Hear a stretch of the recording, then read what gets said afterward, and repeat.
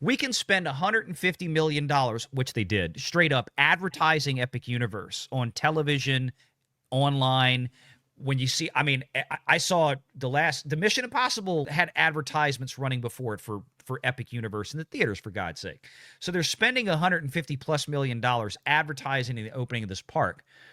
Why not go ahead and spend $200 or $300 million on a commercial that everybody's going to go pay to watch, which is what How to Train Your Dragon effectively is, as a tie into the opening of the theme parks. So that's a big part of it.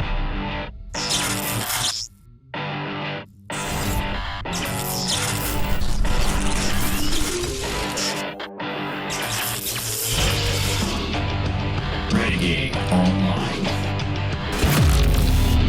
Packing protons for 2. I'm worried about is this Harry Potter? What is this? How to Train Your How to Dragon. Train Your Dragon remake now, okay. I was like, I'm over it. You know, look, if put it this way, if the worst offense that comes out of that movie is the fact that they cast Astrid with Thandwi, what's her last name? I just blanked out on the actress. Newton? Thandwi Newton's daughter. Yeah. I can't remember the daughter's name, but Thandwi Newton, they cast her daughter in, and again, it's one of those things where it's like, could you put a blonde wig on her or something? You know, because again, it's like one of those, that's Nico Astrid? Parker. Nico Parker. There was a photo from Epic Universe where the actor who's playing Hiccup, Mason Thames, is meeting the person who walks around as Hiccup at Epic Universe, and then Nico Parker is meeting the Astrid at Epic Universe. Oh, and Lord. Yeah.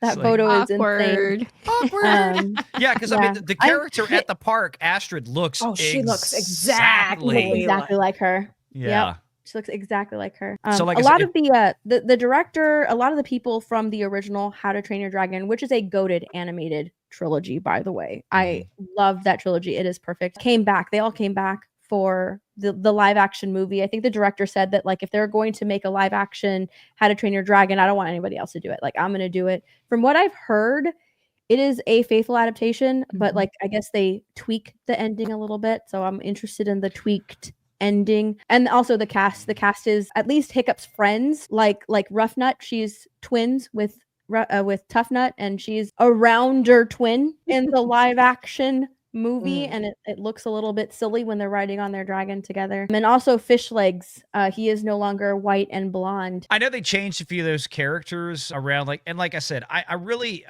kind of wonder. I mean, as long as the story stays relatively faithful and it's fun and it's entertaining, and like I said, the discussion we're having about Lilo and Stitch doesn't mean that it's not fun or not entertaining or there's not going to make money. We're looking at it from a standpoint of Disney has a history of doing this stupid stuff. They're going to get away with it this time in terms of commercial success, because the movie they didn't tell everybody a year in advance that, hey, we're going to change the ending of the story entirely, like we got with the other two. That was the point of that discussion. This is why, or one of the big reasons, this movie is going to be a commercial success.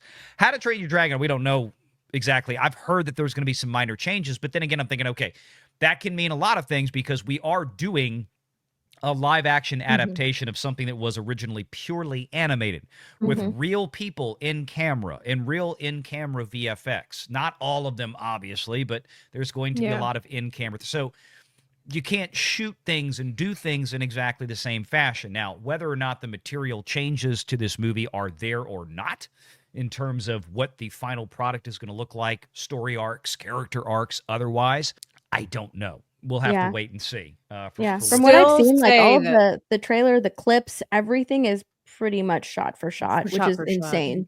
Yeah.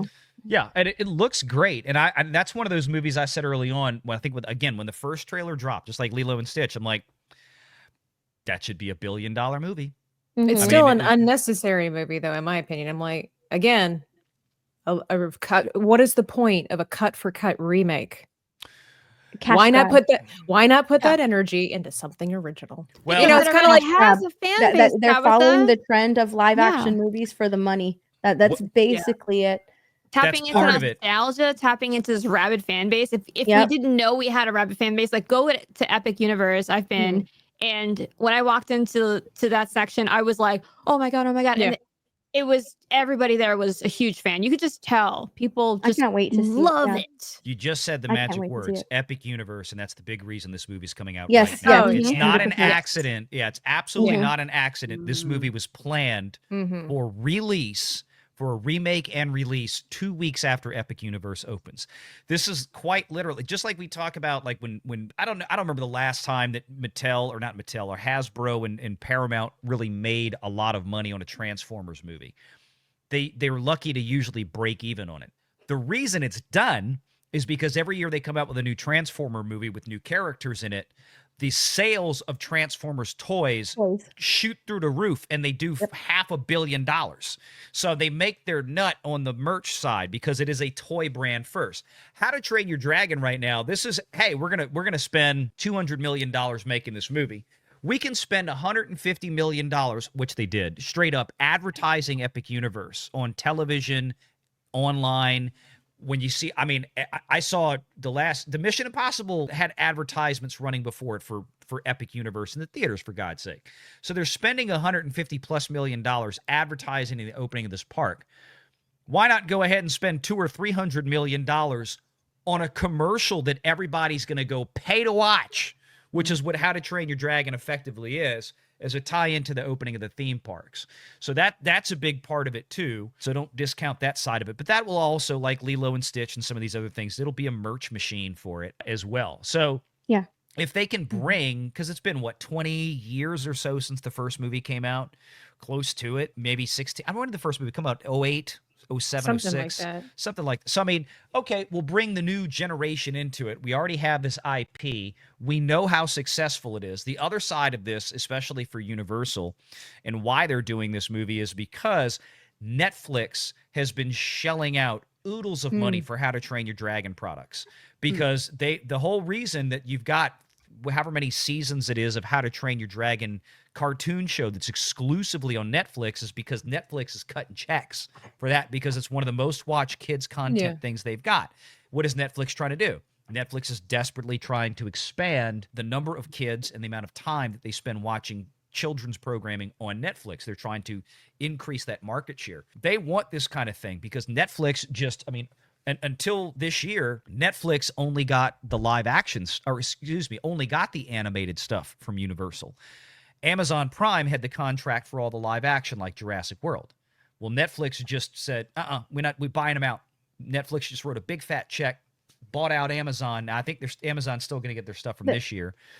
But starting, I think, next year, Netflix gets everything coming out of Universal. Everything out of DreamWorks, Illumination, every live action, Jurassic World, everything out of Universal, Netflix now gets.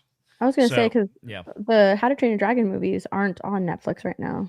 Not yet. Like, none of them. Yeah. Yeah. I think it's only like one show, and then their newer How to Train Your Dragon show, which they have their cartoons, right? Yeah, and they have the library. The catalog is still over on Peacock, right? It's back over in Peacock. But when I say Netflix gets it or Amazon gets it, that means like right after it leaves theaters, it goes on a Peacock in this case for the first 4 months of the pay one window.